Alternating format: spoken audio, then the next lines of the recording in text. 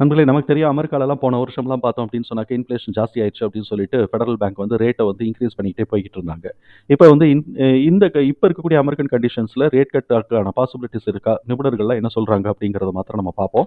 இப்போ வந்து ரீசன் வந்து என்ன காரணமா இருக்க முடியும்? ரேட் கட் வரணும் அப்படின்னு சொன்னா என்ன காரணமா இருக்க முடியும் அப்படின்னு சொன்னாக்க, எக்கனாமிக் ஸ்லோ டவுன் இருக்கு. இன்ஃப்ளேஷன் கண்ட்ரோலா வரணும். அதே சமயத்தில குளோபல் எக்கனாமிக் கண்டிஷனும் கொஞ்சம் ஸ்லோ டவுன் ஆகுது அப்படின்னு சொன்னாக்க, இவங்க வந்து பேங்க் ரேட்ட வந்து கட் பண்றதுக்கான பாசிபிலிட்டிஸ் இருக்கு. அதே சமயத்தில என்ன இம்பாக்ட் குடுக்கும் அப்படின்னு சொன்னோம்னாக்க, ரேட் கட் வந்து பாரோயிங் காஸ்ட் வந்து கம்மி பண்றதுனால வந்து நெறைய எல்லா கம்பெனிஸ்க்கும் வந்து ப்ராஃபிட் இன்கிரீஸ் ஆகும். ஸ்டாக் மார்க்கெட்டும் பாசிட்டிவா ரெஸ்பாண்ட் ஆகும். ஆனா, அதே சமயத்தில பேங்க் இதுவும் இந்த சைட் எஃபெக்ட்ன்னு நம்ம பார்த்தோம் அப்படின்னு சொன்னாக்க, எஃப்டிலேருந்து வரக்கூடிய இன்கம்ம டிபெண்ட் பண்ணி இருக்கிறவங்களுக்கு, அவங்களுக்கும் வந்து இன்ட்ரெஸ்ட் ரேட் கம்மியாகும். அது ஒரு சைட் எஃபெக்ட் தான். பட் வந்து மெஜாரிட்டி எங்க பெனிஃபிட் இருக்கோ, அதுக்கு ஏத்த மாரி தான் மார்க்கெட்ல ரெஸ்பான்ஸ் இருக்கும். நார்மலா வந்து பேங்க் ஷேர்ஸ்க்கு வந்து என்ஐஎம் கூட ஆரம்பிச்சுருச்சு. ரேட் கட் பண்றதுனால என்ஐஎம் கூட வருது அப்படின்னு சொன்னோம்னாக்க, டெஃபினட்டா வந்து பேங்க் ஷேர்ஸ் எல்லாம் இன்கிரீஸ் ஆகுறதுக்கான வாய்ப்புகள் இருக்கு அப்படிங்கிறது தான் நம்மளுடைய புரிதல். அ இப்ப இந்த இடத்துல வந்து பார்த்தோம் அப்படின்னு சொன்னாக்க, எக்ஸ்பான்ஷன் ஆஃப் த பிசினஸ் வந்து அமெரிக்கால சொல்றேன். நம்ம இந்தியால நடந்துகிட்டு இருக்கு. இந்தியாவ பத்தி பெருசா வந்து யோசிக்க வேண்டியதில்ல. அமெரிக்கால வந்து எக்ஸ்பான்ஷன்ஸ் ஆஃப் த பிசினஸ் வந்து ஸ்லோ டவுன் ஆயிருக்கு. காரணம் வந்து பேங்க்ல வந்து இன்ட்ரெஸ்ட் ரேட் கூட இருக்கு. அதனால ப்ராஃபிட் வந்து நல்லா பார்க்க முடியாது அப்படிங்கிறது ஒரு நார்மல் ப்ராஃபிட்ட காட்டிலும் கொஞ்சம் கம்மியா தான் ப்ராஃபிட்டோடைய பெர்சன்டேஜ் வந்து கம்மியா தான் இருக்கும் அப்படிங்கிறதுனால, எக்ஸ்பான்ஷன் ஆஃப் த பிசினஸ்ல அதனால எக்கனாமிக் ஸ்லோ டவுனும் ஆயிருக்கு. இப்படி ஒரு கண்டிஷன்ஸ் வந்து அமெரிக்கால இருக்கு. சரி அமெரிக்கால என்னதான் கண்டிஷன் இருக்குன்னு பார்த்தோம்னாக்க, இன்ஃப்ளேஷன் ரேட் வந்து 2% அவங்க டார்கெட் வச்சிருக்காங்க. ஆனா இந்த ஜூலை வரைக்கும் 3.3 வரைக்கும் தான் வந்திருக்கு. இது சப்சிக்வென்ட்டா செப்டம்பர் மாசத்துக்கு இந்த 2 வந்திருக்கு அப்படின்னு சொன்னாக்க, ரேட் கட் கட்னா சான்சஸ் ஜாஸ்தியா இருக்கு. அதே சமயத்தில எக்கனாமிக் குரோத் வந்து அமெரிக்கால எப்படி இருக்கு அப்படின்னு சொன்னா, ஜிடிபி வந்து 2.8% வந்து குரோத் ஆயிருக்கு அப்படின்னு சொன்னாக்க, மக்கள் வந்து என்னதான் இந்த சைடு வந்து அவங்களுக்கு இன்ஃப்ளேஷன் இருந்தா கூட வாங்குறது வந்து நிப்பாட்டல அப்படிங்கிறது இருக்கு. ஒரு ஒரு நார்மலைஸ்டா இருக்கு அப்படிங்கிறது ஒரு கண்டிஷன்ஸ். இது வந்து ஒரு ஹெல்த்தியா வந்து அவங்க பெர்சீவ் பண்றாங்க.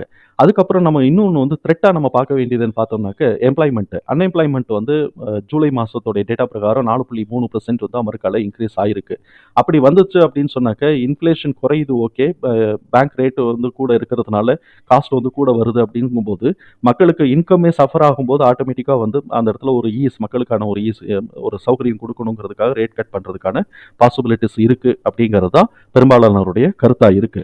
இதுல முக்கியமா நம்ம பார்த்தோம் அப்படின்னு சொன்னாக்க, மார்க்கெட் பார்ட்டிசிபென்ட்ஸ், ட்ரேடர்ஸ் அதுக்கப்புறம் வேற சில குரூப்ஸ் எல்லாம் என்ன செய்றாங்க அப்படின்னு சொன்னாக்க, 100% வந்து ரேட் கட் வர்றதுக்கான வாய்ப்புகள் இருக்கு அப்படிங்கிறது தான் அவங்களுடைய கருத்தா தெரிவிக்கிறாங்க.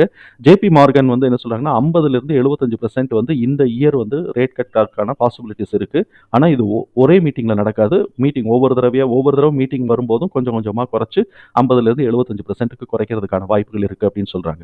அப்படி வந்ததுன்னா, இது இந்தியாலயும் இம்பாக்ட் இருக்கும். நிச்சயமா அமெரிக்கால இருக்கிற மாரியே இந்தியாலயும் இம்பாக்ட் இருக்கும். அப்படி இந்தியாலயும் இம்பாக்ட் இருந்துச்சுன்னா, பிசினஸ் பீப்பிள்ஸ்க்குலாம் வந்து ப்ராஃபிட்டோட மார்ஜின் வந்து கூட கூட வரும். அப்படி கூட வரும்போது இபிஎஸ் கூட வரும். கூட வரும்போது ஆட்டோமேட்டிக்கா மார்க்கெட்ல அந்த கேப்ப ஃபில் பண்றதுக்காக மேல ஏறுறதுக்கான வாய்ப்புகள் இருக்கு. பேங்க் ஷேருக்கு வந்து என்ஐஎம் கூடுச்சு அப்படின்னு சொன்னா, டெஃபினட்டா மேல ஏறுறதுக்கான வாய்ப்புகள் இருக்கு.